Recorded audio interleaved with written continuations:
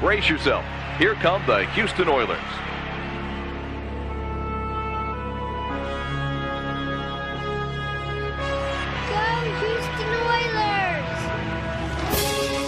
And the 1993 season is underway.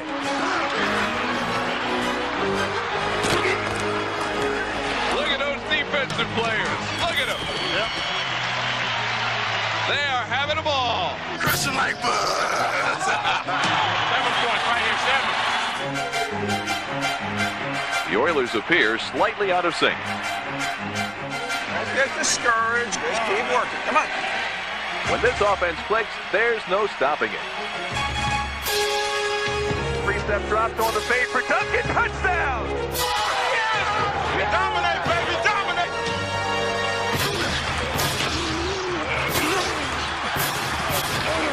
The most physical will win. Separate the men from the boys, baby.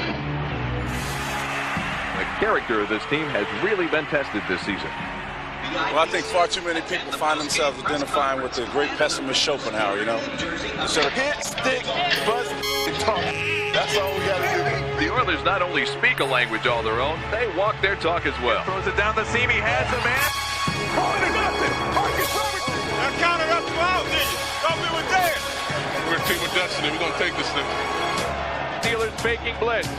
Here they come. Drop it off on the screen for Brown. Wide open at the 30. 25, 20, cutting inside, 15, still dancing to the center, 10, 5-foot race to the goal line, Gary Brown, 38 yards on the screen pass. Ladies and gentlemen, salute your Houston Oilers, back from a 1-4 start. They are now AFC champs, baby, right here, Central. So proud of you, the way you've hung in there and overcome a lot this year, sticking together as a team. This team has been to hell and back. What a season. It's unlike any other. Congratulations, you got a lot to be thankful for. Y'all got a lot of guts. Let's have grab a winner, let's have a prayer. There you go, baby.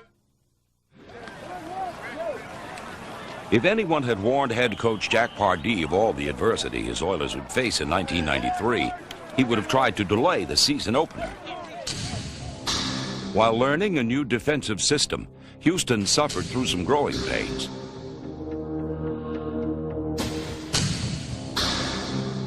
The Oilers lost fair and square to the Saints, but they were thoroughly ripped off against the Chargers.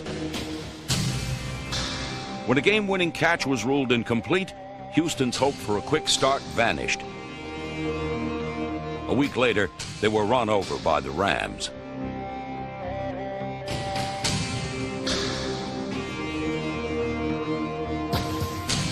The Oilers and their faithful wondered. It's because people like you, the Oilers, got the problem that they got.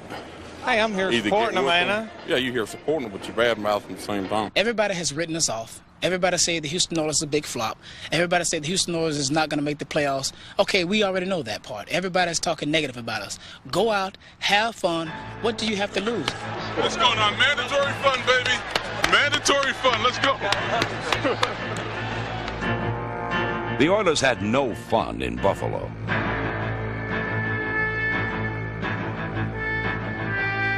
Houston was searching for that cutting edge.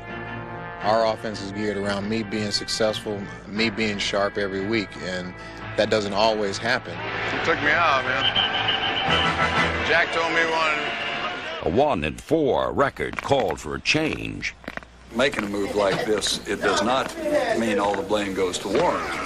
Under no way. The situation we're in, there's plenty of people that contributed to the situation we're in. We're looking for something. We're just grasping. Pride's a little hurt. My ego's a little hurt. So the switch has been made. The Oilers are on a 3-game skid, and they've taken, I guess, the most drastic measure you can, and that's benching a guy who's been to the Pro Bowl 5 of his 10 NFL seasons and putting Cody Carlson in to run the offense. Carlson rolling left, looking to throw, under pressure, scrambles to his right, still on his feet. He's going to run to the 5, to the 3, and he is in for a touchdown. In these times, even touchdowns came at a price. And that's Carlson down on the ground. We may see a switch here necessitated by injury. He just falls down. He pulled that groin muscle again. And here comes Warren Moon in a relief role for Cody Carlson. Interesting twists and turns of fate. trials and tribulation enable the Oilers to interpret these events philosophically. Crust of bread, a corner to sleep in, a minute to smile, an hour to weep in. A pint of joy to a peck of trouble, and never laugh that the moans come double, and that is life. But life is worth more than living. Never give up, baby. Never give up. Warren Moon never gave up. And for the first time all season, the Oilers played error-free. Of Webster Slaughter's team-high 77 receptions, none were more important than the 2 he caught for touchdowns. Moon again looks to throw, looks over the middle in the end zone, touchdown! Is there magic in Moon's bag of tricks? New England was the turning point. Now the Oilers started the journey back, with better days ahead. On the road to recovery, Moon transformed a rocky beginning into a season of triumph. Throwing right, Wellman at the 5, looking for the corner, touchdown! He has the time, now he's forced back to his left, throwing to his left, touchdown, Haywood Jeffries! Moon pump fakes, throws to his right, Tillman, touchdown! Rolling left to get away from pressure, floats it up, Slaughter at the goal line, touchdown! Drops back to throw, pumps once, now looking to throw back to the right, he's got Duncan, touchdown! Near side, Jeffries, touchdown, they say! Jeffries, touchdown, number 2 of the afternoon! Haywood Jeffries is 3rd of the afternoon, 4th of the day for Warren Moon! Moon was voted to the Pro Bowl for the 6th straight season, and accompanying him each year has been Bruce Matthews, named the best offensive lineman in the NFL. Mike Munchak made the Pro Bowl for a team record 9th time, and with his solid blocking, the Oilers breezed past the Bengals. For Gary Brown, 10-5, touchdown! There was a special feeling in the air. Houston's record improved to 3-4. That's it, baby. Back on track, back on track. When this is all said and done, man, can I go back on kickoff return, man? You got to prove yourself on offense first. Part of the Oiler magic was the metamorphosis of Gary Brown from special teams player into running back extraordinaire. In Houston's second victory over the Bengals, Brown rushed for 166 yards, an impressive total considering it was the first start of his career. Brown gave an encore performance a week later in Cleveland. His 194 rushing yards were the most by an Oiler in 14 years.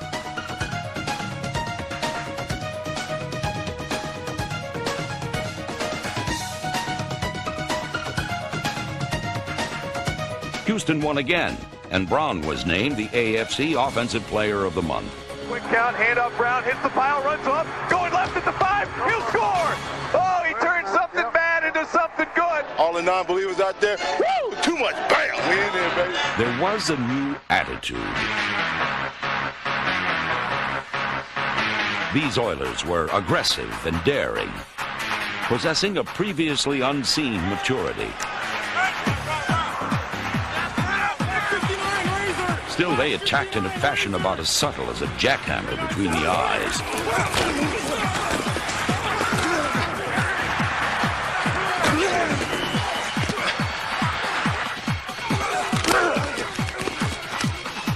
The Oilers forced 5 turnovers in an early season shutout against the Chiefs.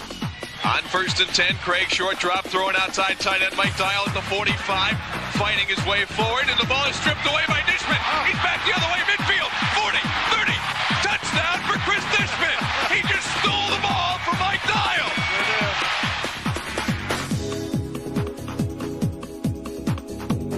All-out rush by the Oilers. Craig throws it, picked off Marcus Robertson. Picks them off, that is 5, count of 5 turnovers on the ball game. Once they learned the 46 defense, there was a certain swagger to their step. Takeaways became routine. There were another 5 in Cleveland, as Marcus Robertson became the first Oiler in 22 years to intercept 3 passes in one game.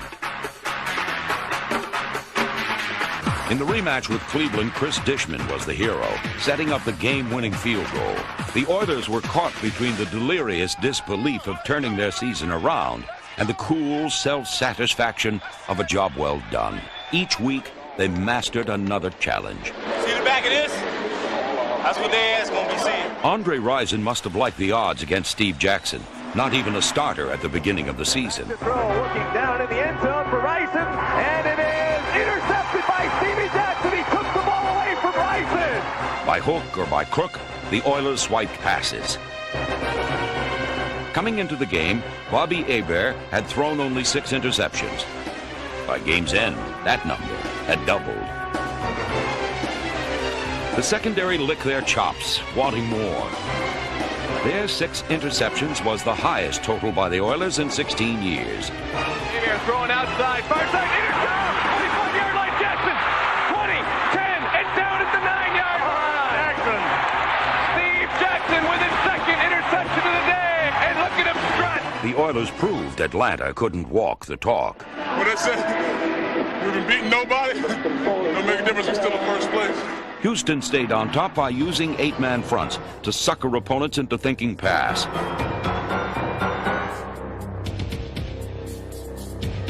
They brought safeties up on the line to confuse blockers. In the end, most passers couldn't handle the pressure. To throw from his end zone, he's in trouble. He left-handed the ball out of there, and the flag is going to go down. This could be a safety. The Seahawks managed only 46 plays and held the ball for less than 20 minutes. Houston was rarely upstaged at home. They said they had the best linebacker core. Well, we proved it was the best. This is who house or our house. Welcome to the house of pain. You know, there's no mystery why people are so enthralled with sports. You know why? It mirrors the drama of life. It's so exciting. You gotta love this stuff. We ain't got nothing to say, ain't nothing to talk about, baby. It's after Thanksgiving. I didn't even eat Thanksgiving Day because I know I'm getting some food today. I'm eating me a Stiller. Houston chewed up and spit out Pittsburgh's passers in a battle for first place in the AFC Central.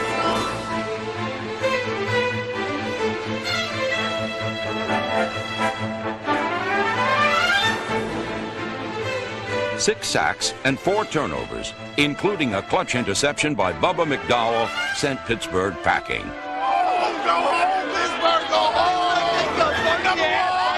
The run and shoot used every available inch of turf to stretch the field. It's an offense based on pattern precision that sets records every season. Houston used the 1-2 punch of its all-time leading receiver Ernest Gibbons and its Pro Bowl pass catcher Haywood Jeffries to deliver the knockout blow. Let's go, baby, let's go! Moon to throw from the shotgun, deep down the middle for Jeffries. He's got it to the 30, and the 20, and the 10. He is going to score! Haywood Jeffries! All you doubters, you better look out for the Houston Oilers. We ain't nothing, we ain't everything, but we're back. Still gotta go up there, but we did it. Hey, you don't want to talk too much, do you? No, they can't talk too much now, baby. We did it convincingly. Being atop the AFC Central seemed so impressive. Then, a tragedy put it into perspective. The importance shrunk dramatically. Let's go, D! Got snappy! 5 days after the death of Jeff Alm, the most demanding week of Houston's topsy-turvy season ended at Three Rivers Stadium. Hey, we got to do it for Jeff, man. That's the only thing on our mouth. We'll do it for Jeff, we'll go all the way. Still mourning a friend, but trying to beat a foe, the Oilers harnessed their emotion. Let's go, let's go 480, screen right there. 480 is the terminology for a screen pass, ideal against a blitz. Moon had the Steelers' number. Here they come, drop it off on the screen for Brown, wide open at the 30, 25, 20, cutting inside, 15, still dancing to the center, 10, 5-foot race to the goal line, touchdown! Gary Brown, 38 yards on the screen pass. Green 480, you didn't even, green what? 480, that's all he said. Green, great. Did you go green 480? Nice job. You saw the blitz coming, huh? Hey! All phases of the game were executed to perfection. Pro Bowl punter Greg Montgomery placed 3 of his 4 punts inside the 20-yard line.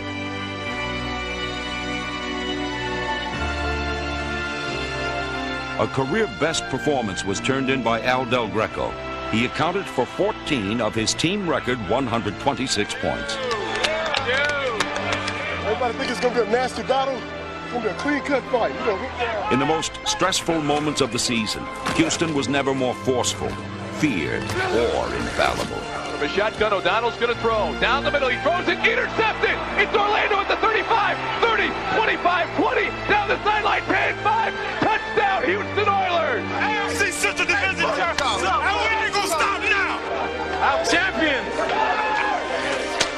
go. Good job, Coach. Good job. One more time. All right. Probably. Good job, boys.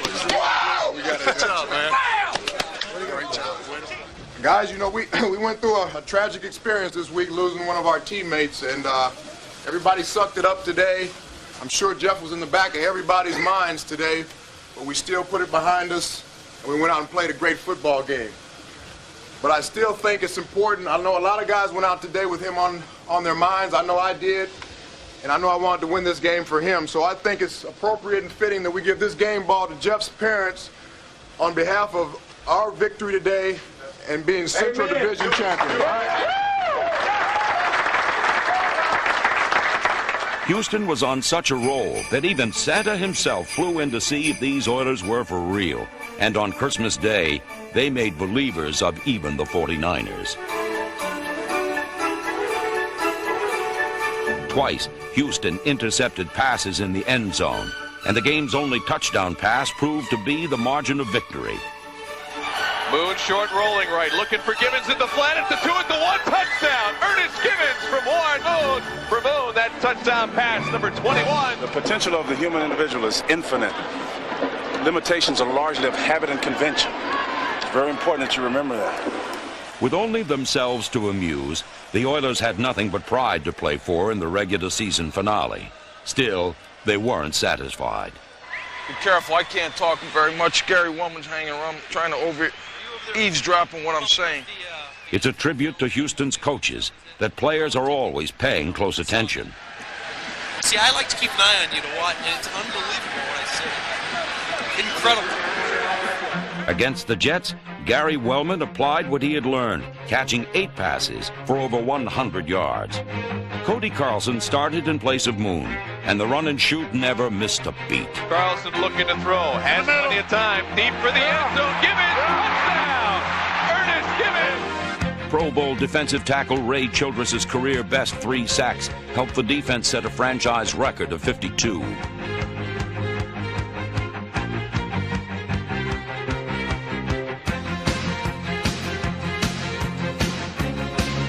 The Jets were shut out, but there was still one last river to cross. And now he is unofficially with 75 yards, 8 shy of 1,000.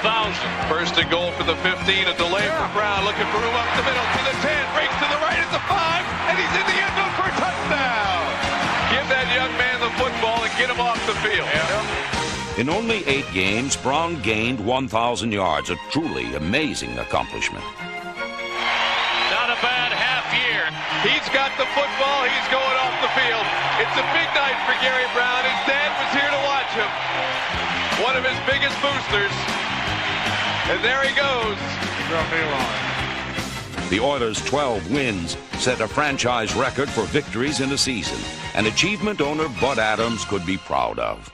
Hey, Coach. Tough, bizarre game there now. Sure. The Oilers made the playoffs for an NFL best 7th straight season. And in the second round, they hosted the Kansas City Chiefs. Joe Montana? Who's that, man? Oh, that guy's 37 years old, ain't he? We're going to take it to him today. Knockout, baby. Right from the start, Houston went after Joe Montana and forced him into making mistakes. Montana to throw. Hands, he throws. Ball is up in the air. Intercepted by the Oilers at the 36.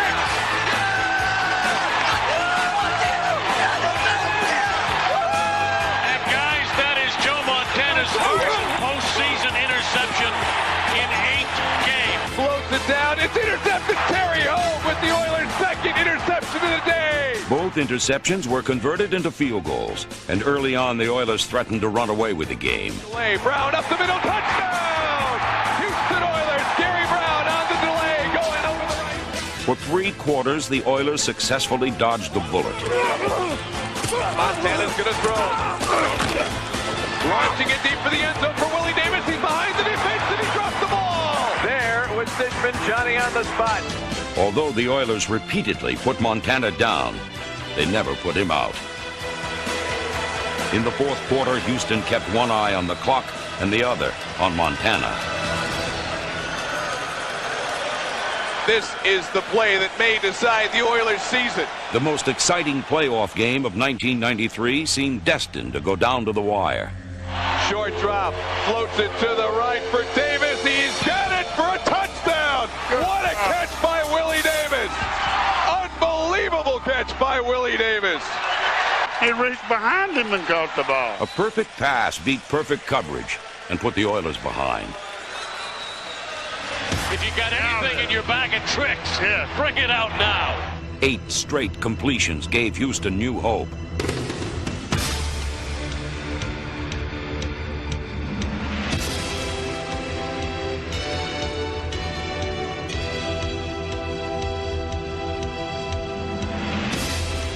The crowd rises at the dome. Boone looks in the end zone. Touchdown! Ernest Gibbons! Can the Oilers turn the tables of fate here? They trail 21-20 with 3:17 to go.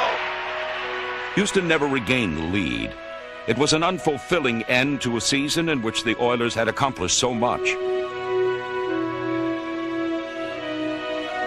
It marked the end of an era for Warren Moon as he walked off the field as an Oiler for the last time. While Houston searches for a new identity, they will draw upon the glory from their past. We've had a lot of success with the Oilers and winning games, making playoffs 7 years in a row, and can't take for granted we're going to be a good team. We've got to earn that again. In 1994, the vision of the 46 defense will be overseen by new defensive coordinator Jeff Fisher. Wing to that inside, picked off, touchdown. Darrell Lewis made the interception. Back to throw, CQ's looking for Crew, picked off, Steve Jackson. In 1993, Houston was undefeated within its division, a feat accomplished by just one other team in the history of the AFC Central. The defense led the league in interceptions, takeaways, and touchdowns. They got it from behind. The ball is loose. It's in the end zone. Childress has got it. Touchdown, Oilers! Next season, the offense will be directed by Carlson, a capable veteran who was 10-4 as a starter.